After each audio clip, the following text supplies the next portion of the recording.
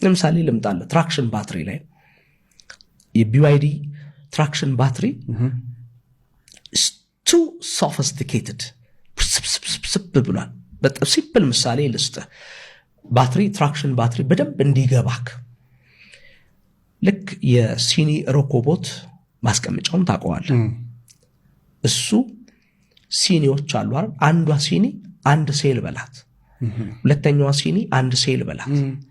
አራቱን በአንድ ገመድ ሰብስቤ ባስርልህ ወደ ሞጁል ቀየርኩት ማለት ነው። የአራቱ ኃይል ነው ማወራ። አንድ ተደምሮ አራት ሲሆን አራቱ አንድ ሞጁል፣ ሌላ አራት አንድ ሞጁል ነው።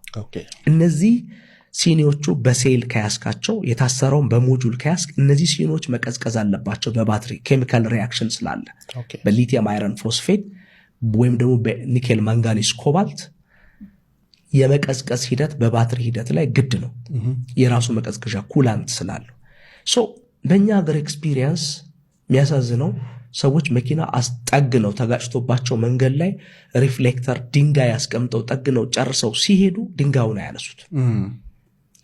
መንገድ ነው፣ አስፓልት ነው። በምን ታምናለህ? በምን ትገምታለህ? ድንጋይ አለ ብለህ ሳያቅ ከስር የሚመታበት ሁኔታ አለ። ስለዚህ ከስር ተመታ ማለት እቺን ሲኒዋን ቦታዋን ከቦታዋ ታንፏቅቃታል፣ ገጫሃታል። አሁን ከፊትና ከኋላ የኤሌክትሪክ መኪና ግጭት ቢደርስበት ከስር ከሚደርሰው ይሻላል፣ የስሩ ያሳስባል። ስለዚህ ባትሪው ከስር ነው ያለው።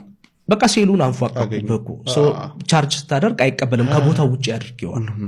እዛ ጋር ምልክት ያመጣል። እችን ሲኒ አንስተህ ቁጭ አርጋ አንስተህ ከስር ማስቀመጫውን የተሸነቆረውን